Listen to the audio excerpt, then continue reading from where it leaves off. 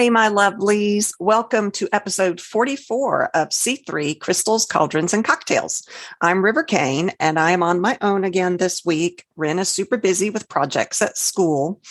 Today, I'm going to talk about elemental magic. It's kind of a neat topic and also one that will probably have more than one part to it.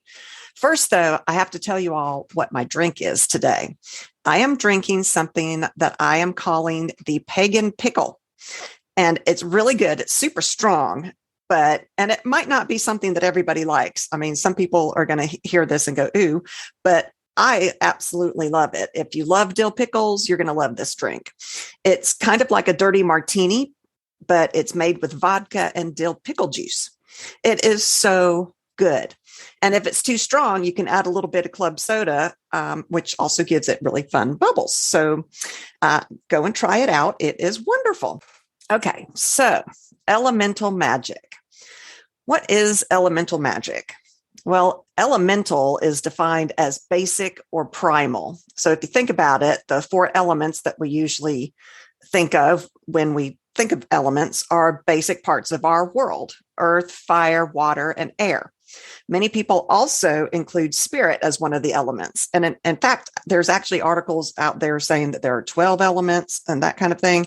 We'll probably touch on that in a different episode. I'm going to talk about just the basics in this episode. So elemental magic would be magic that uses those elements in the working of spells, etc. Different witches have different ideas about the elements and how to use them, which is perfectly normal and happens with just about every magical topic that there is. Because elemental magic uses the elements that are found in nature, it is a form of magic that's really good for beginners. So let's talk about the elements. You have earth. Earth energy is on the feminine side of the spectrum. You can think of, Mother Earth, Gaia, the goddess. It is associated with the north. All of the elements have several associations that go with them. And one of them is the directions. And earth is the north. The pentagram is the symbol for earth, and it's represented also in tarot by the pentacle suit in tarot cards. Other symbols that might symbolize earth are rice, salt, or grain in a bowl. It's associated with the color green and other dark, quote, earthy tones. Ren's favorite colors are in the earthy type tones. She loves those tones. Onyx and aventurine are common gems for earth rites. Salt is also a common ingredient in earth magic. Winter is the best time to do earth magic. The feeling of earth, the element, is dry and cold. Did you know that actually the Earth's core is apparently the same temperature as the surface of the sun?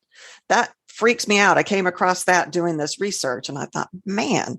And then also, speaking of the core, the boundary between the Earth's mantle and the core is about 3,000 kilometers below our feet, which is less than the total length of America's Route 66. Crazy, right? Crazy. The soil beneath your feet, that beautiful old oak tree out in your backyard, the community garden full of vibrant colored blossoms and flowers and vegetables, all of those are sources of earth magic. Did you know that the Atacama Desert in northern Chile is the driest place on Earth? It's said that a city there went without rain for 400 years. And yet this desert is right next to the Pacific Ocean, right there. Isn't that crazy? I feel like that's crazy. Our Earth is just a fabulous, wonderful, mystical thing, and the element as well.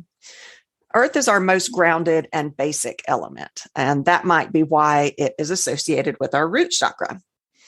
Earth magic is often about luck and prosperity, but it can also represent sensations, decay, patience, stability, strength, health, warmth, comfort, animals and animal instincts, farming, and physical labor. It is associated with the fourth quarter of the moon. That is the best time to use earth magic. And it is the favored time to use earth magic is at midnight. A person strong in the earth element might be a quote, down to earth type person, hence that saying. They might be practical, a hard worker, but they also might be very stubborn. Earth energy exists within the universe and all around us, but also inside of ourselves. This energy is associated with darkness, stillness, and the cycle of life. Tapping into this energy can open up whole new layers of possibility within our practice and within ourselves as a whole. Earth magic can involve the use of herbs and plants, which, of course, obviously, using the correct herb to attain your desire along with other tools can be very effective. And we have many more episodes to do on different herbs. We've done a couple so far, but there are so many herbs out there. Burying something and making some offerings to the earth, such as planting trees or things like that, planting seeds, that is also a form of earth magic. Using your gems or your crystals and burying them in the earth under an appropriate tree while making your wish is also effective. Routine magic is also considered earth magic. I guess basic magic, that routine, anything that is done routinely is considered earth magic, which is a centered form of magic, a basic form of magic. Ways that you can incorporate earth magic into your practice. And there are tons, and I've got the site to the websites that I used from this, and they have a list over a page long of ideas. Greet the day by giving thanks to nature. Walk outside barefooted, which is the only way I like to go. I've been barefoot since I was a little kid. I would never put my shoes on. In fact, I broke my toe in high school because I wasn't wearing shoes. Yeah, I got in trouble. The teacher called me a free spirit, if that tells you anything. Eat in season and whole foods, perform outdoor meditations or rituals, plant a garden, have plants inside your home, shop at a farmer's market. All of these things are incorporating earth magic, that element of earth, into your practice. Harness this energy, but always remember to show gratitude, give thanks, and give back to Mother Earth for all that she provides. And this is the same for all elements. Be very thankful when you're using the elements in your practice. So the element of air. Air energy is on the masculine side of the spectrum. It is associated with east, the direction east. Wands are symbols of air, and air is associated with the wands and staves, I guess, in suit of the tarot. Air is sometimes associated with the athame, but normally the athame is considered to be fire. Air is represented by yellow, yellow and blues and whites and greens, and spring is the best time to use air magic. Did you know that most of our oxygen doesn't come from the forest, which is what you would think, because we all know that trees and plants are what provide the oxygen. It comes from the sea. The ocean algae produce the majority of oxygen in our atmosphere. That blew my mind, because you don't think of the ocean as being green, right? But it is a vast bodies of water in our world, and there are algae in all of those waters, and they produce the most of the oxygen that we breathe. Air's moon phase is the first quarter, and the best time to use air magic is dawn. Citrine is a good gem for air spells. Incense and smudge sticks are common ingredients of air magic, which makes sense because the smoke and all of that wafts into the air, and the smell is in the air. Air spells often have to do with purification and healing. Air represents mental activity, thoughts, reason, intellect, memory, knowledge, persuasion, birth, friendship, freedom, clarification, and expression. Communication is also, that goes with expression. Person with an air elemental affinity is at ease with complex situations. They can sit and think through things, and they carry through with their decisions. The sensation of the air element is moist heat. As I said, it's season is spring, and the direction is east. Wow, this is a strong drink. Visualizations are a strong part of air magic. well, magic in general, but especially in air magic. One form of air magic you might consider is magic with mirrors. It can help overcome inner problems and also help with difficult personal decisions. Wow, I think I need help in speaking properly. It uses both the word and visualization forms and can also aid in being able to visualize a future event. So sometimes you use air as a scrying tool, and you're able to see possible future events. The wind on your face, the gentle bird song in the morning hours, the fluffy clouds that go through in the sky, that wonderful release after you take a deep breath and you let it out. All of those are sources of air magic. Speaking of breathing, did you know that each minute the average adult person breathes in and out around 7 liters of air? That's enough to fill an Olympic-sized swimming pool every 227 days. Weird to think about. You don't think of it as being, we all take air for granted, I think, because you can't see it. You don't really feel it unless it's the wind blowing on you. So I think we discount it a lot, and it is a very powerful element. Air is connected with the mind.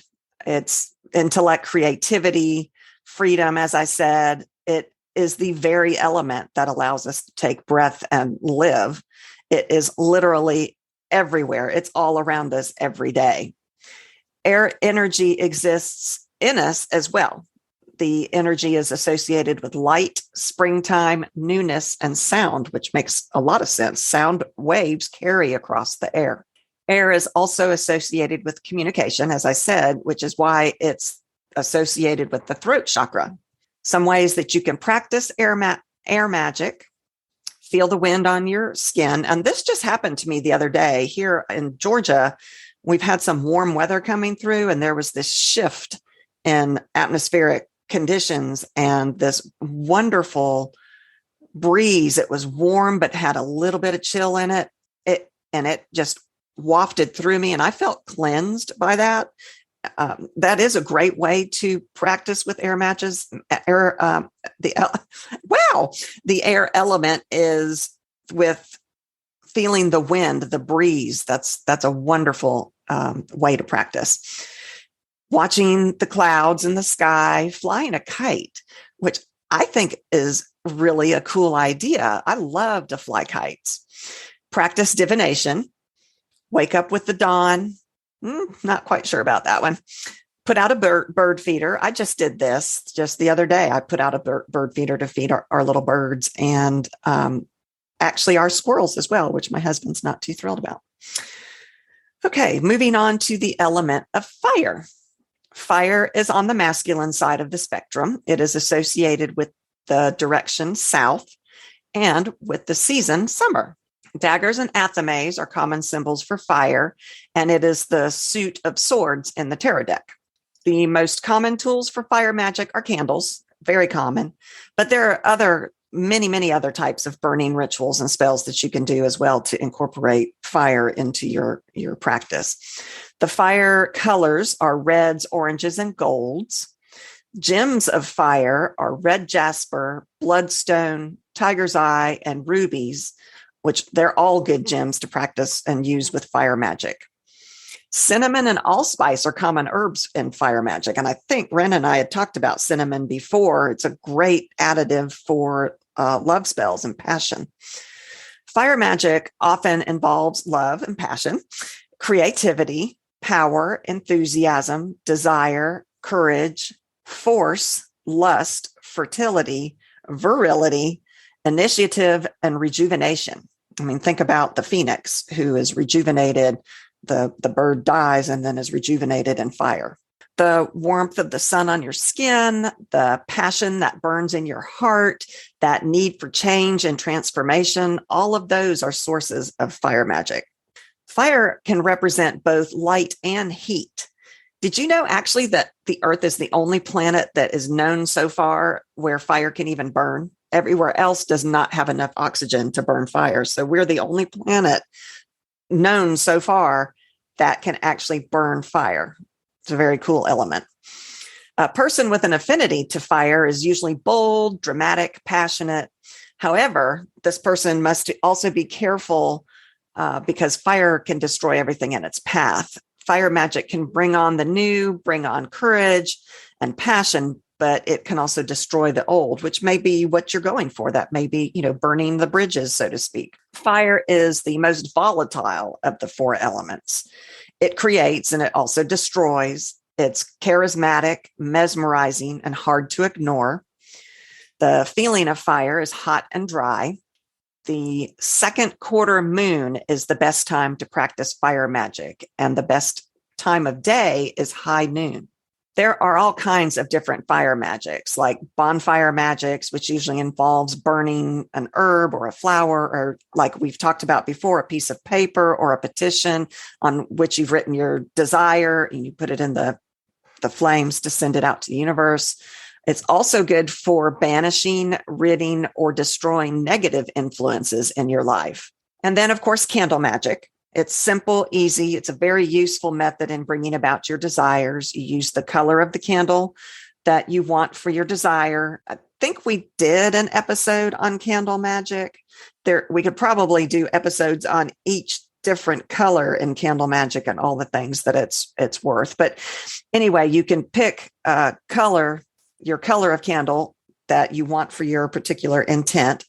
And also the scent correlation, pick a scented candle that has the scent or herb that goes with what you're trying to do. You can light it, it could be a quick spell like we've talked about, or it could be one that stays lit for 7 days or a set number of days, 3 days. It could be a cycle where you light it every 3 days. This type of fire magic is usually helpful for any kind of desire or want. Another fire magic element use is sun magic. Using the sun and our desires is a great way to enhance new beginnings in love, health, work, home, awaken subtle powers, and aid in attraction desires. Did you know that the ancient Greeks actually started fire with concentrated sunlight? They actually still to this day use a parabolic mirror that focuses the solar rays to ignite the Olympic torch every year, which is pretty cool since we're right around the time of the Olympics right now. So moving on to the water element.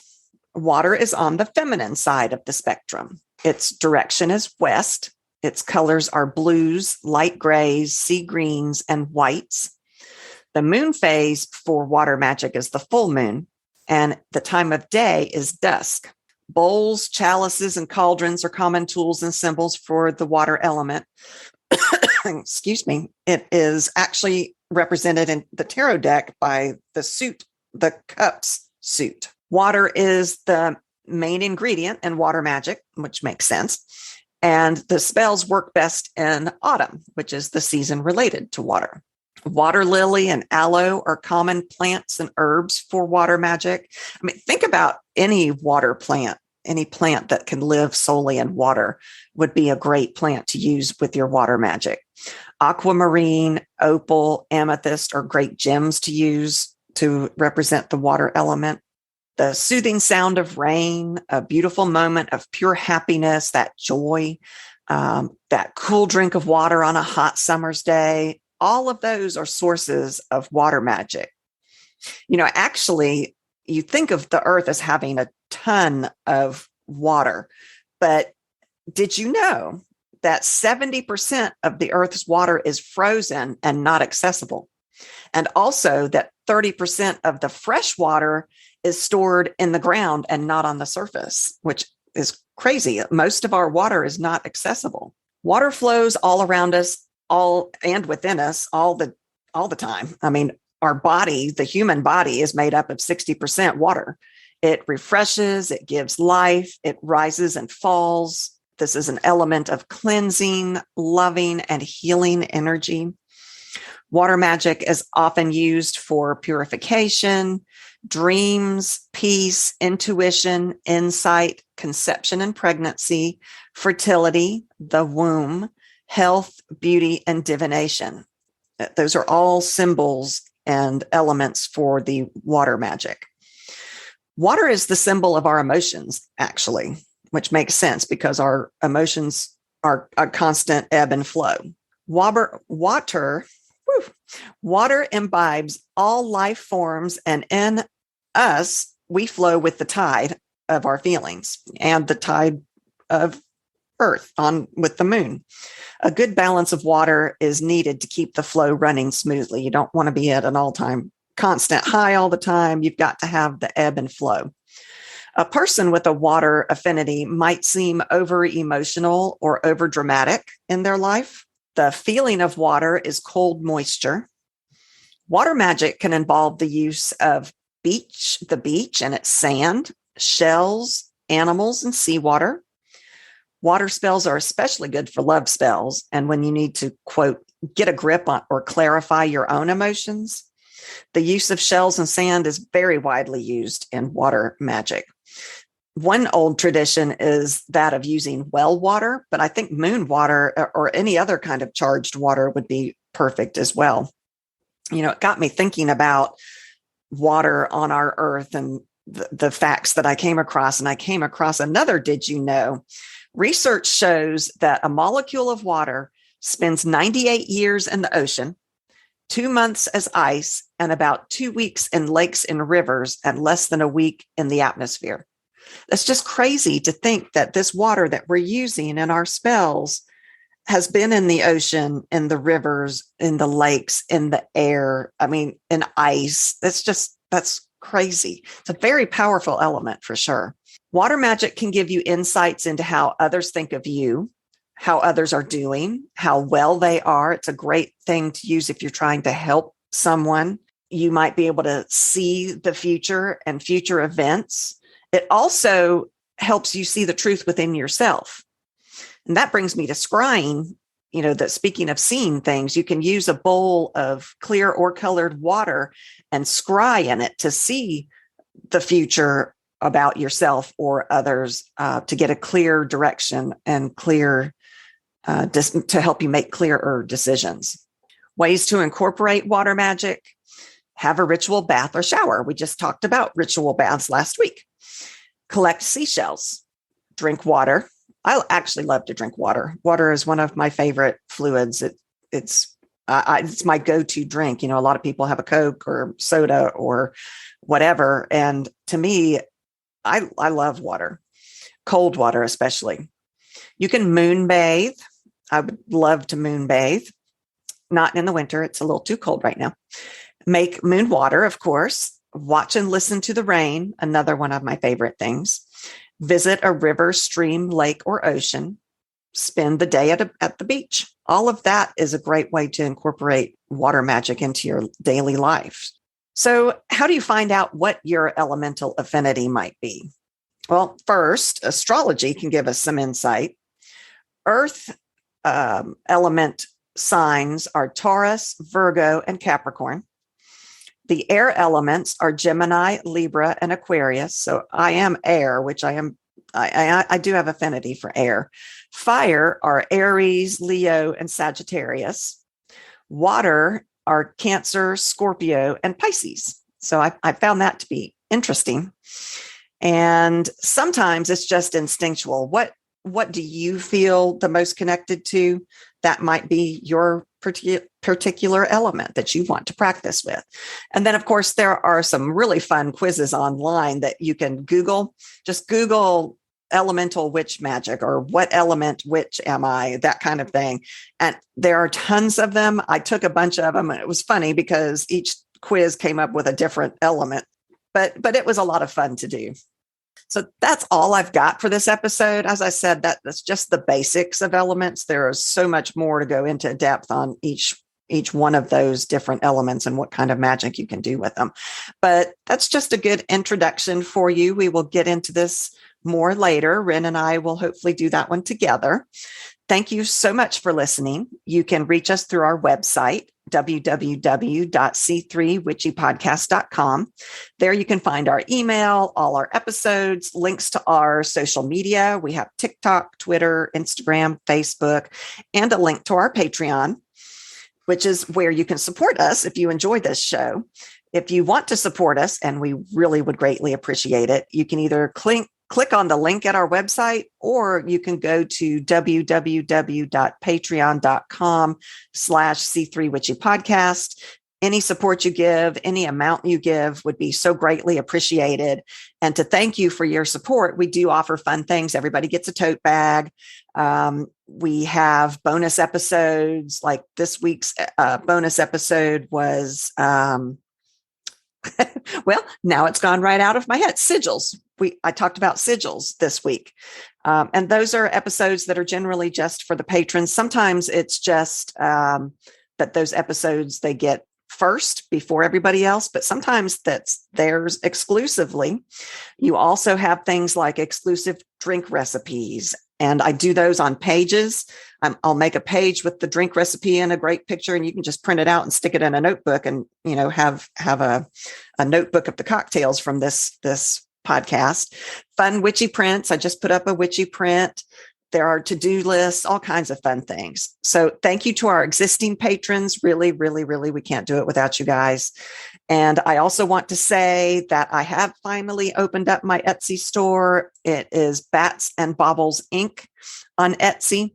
I'm just starting to put items up there, but I do have some witchy art, some witchy jewelry, some spell pages. Right now I'm working on altar cards. I think I've talked about altar cards in the past, so I'm putting up some for Ostera, which is coming up. So check it out. But until then, my people, stay witchy.